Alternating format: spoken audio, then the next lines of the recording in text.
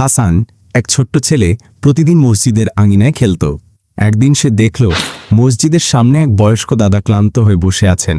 হাসান এগিয়ে গিয়ে জানতে চাইল, দাদা, আপনার কি কোনো সাহায্য লাগবে?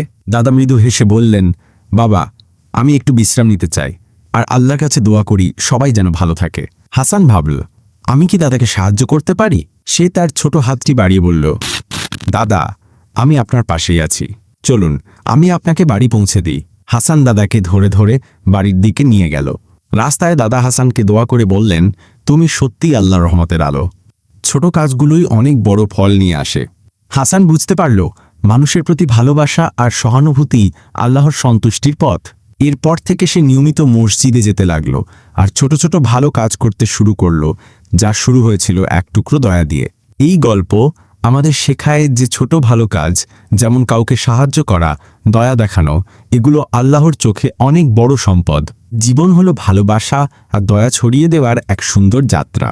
তবে এমন একটি ভিডিও দেখার পরেও অনেকে লাইক, শেয়ার বা সাবস্ক্রাইব করেন না, যেন এটা কোনো নিষিদ্ধ কাজ।